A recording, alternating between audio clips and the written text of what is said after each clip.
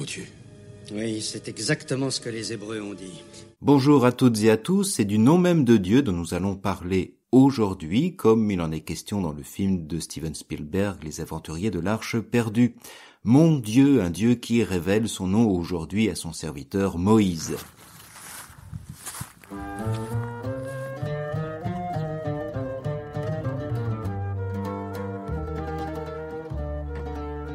Notre 16e désert est aujourd'hui celui de Moïse lors de l'épisode du buisson ardent, lecture que nous entendrons dimanche. En ces jours-là, Moïse était berger du troupeau de son beau-père Jéthro, prêtre de Madian. Il mena le troupeau au-delà du désert et parvint à la montagne de Dieu, à l'Horeb. Ainsi commence ce récit du buisson ardent que nous connaissons tous au moins dans la version hollywoodienne de Cecil B. DeMille dans Les 10 commandements. Mais le film, justement, ne fait nullement mention de cette pérégrination de Moïse qui mène son troupeau au-delà du désert. Pourtant, ce détail nous dit déjà le nécessaire pèlerinage avant sa rencontre avec le Seigneur. Moïse mène son troupeau à travers le désert avant d'arriver à l'Horeb, comme il le fera avec son peuple après la sortie d'Égypte. Rencontrer Dieu suppose ce chemin de désert dont nous avons évoqué dans diverses topographies bibliques. Épreuve, tentation, détresse, mais aussi espérance et joie. Un vrai chemin de vie. Dieu ne se manifeste pas ex abrupto. Il se laisse rencontrer sur nos routes quotidiennes et familières. Il lui arrive même de faire en sorte que nous sortions de nos chemins pour emprunter une voie encore inexplorée. L'ange du Seigneur lui apparut dans la flamme d'un buisson en feu. Moïse regarda. Le buisson brûlait sans se consumer. Moïse se dit alors: je vais faire un détour pour voir cette chose extraordinaire. Pourquoi le buisson ne se consume-t-il pas? Le Seigneur vit qu'il avait fait un détour pour voir, et Dieu l'appela du milieu du buisson.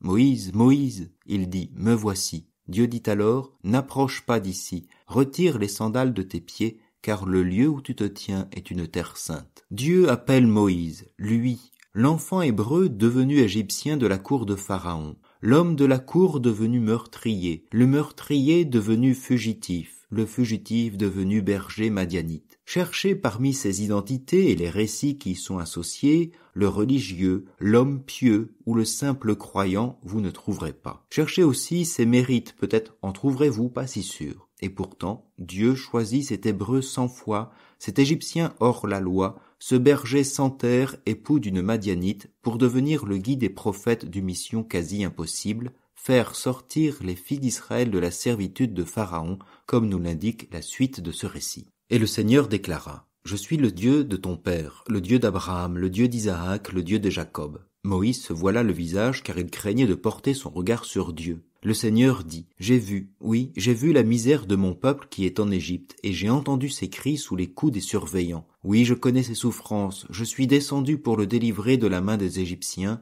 et le faire monter de ce pays vers un beau et vaste pays, vers un pays ruisselant de lait et de miel. Maintenant donc, va, je t'envoie chez Pharaon, tu feras sortir d'Égypte mon peuple, les fils d'Israël. Avant que Moïse ait vu le miraculeux et divin buisson ardent qu'on a déjà oublié, Dieu a vu la misère de son peuple, mais voir ne suffit pas. Avant que Moïse ait entendu la parole de Dieu, Dieu a entendu le cri de son peuple, mais entendre ne suffit pas. Et à l'image de Moïse déliant ses sandales, Dieu souhaite délier son peuple de la servitude. Le Seigneur n'est pas le buisson ardent ni la voix d'un ange, il est celui qui s'investit dans cette pâte humaine qu'il a créée. Il n'est pas une divinité assise là-haut, aveugle, sourde et indifférente. Il est le Dieu qui descend pour son peuple, le Dieu qui s'abaisse pour le délier et le conduire. Je suis descendu pour le délivrer de la main des Égyptiens et le faire monter de ce pays vers un beau et vaste pays, vers un pays ruisselant de lait et de miel. Moïse répondit à Dieu: j'irai donc trouver les filles d'Israël et je leur dirai: le Dieu de vos pères m'a envoyé vers vous. Ils vont me demander quel est son nom, que leur répondrai-je? Dieu dit à Moïse: je suis qui je suis. Tu parleras ainsi aux fils d'Israël: celui qui m'a envoyé vers vous, c'est je suis. Dieu dit encore à Moïse: tu parleras ainsi aux fils d'Israël: celui qui m'a envoyé vers vous, c'est le Seigneur, le Dieu de vos pères, le Dieu d'Abraham, le Dieu d'Isaac, le Dieu de Jacob. C'est là mon nom pour toujours, c'est par lui que vous ferez mémoire de moi d'âge en âge. Ce Dieu qui se révèle à Moïse n'a pas de nom, ou plutôt, son nom n'en est pas un, car donner un nom, c'est déjà mettre la main sur une personne, le circonscrire dans une identité précise. Or le Seigneur dépasse tout ce que nous pourrions savoir de lui. Il est l'insaisissable comme ce buisson qui ne s'éteint pas. Son nom donné à Moïse, ce nom qui n'en est pas un, ce « je suis qui je suis », peut également se traduire par « je suis qui je serai » ou « je serai qui je suis » ou « je serai qui je serai ».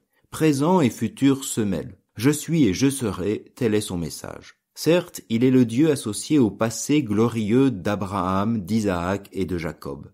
Mais il ne peut et ne veut être réduit à ce seul passé. Il est le Dieu qui nous dit « je suis », celui qui s'investit dans le présent de son peuple. Il est aussi ce Dieu de l'alliance qui ouvre pour les fils d'Israël un avenir fait de lait et de miel.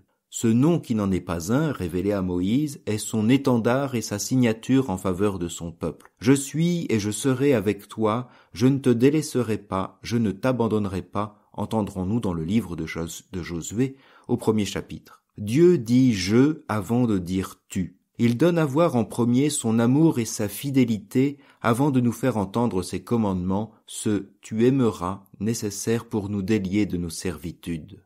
Cette terre sainte sur laquelle se tient Moïse est avant tout la terre de la rencontre et du dialogue entre Dieu et son peuple. C'est la terre de la promesse et c'est la terre de sa fidélité.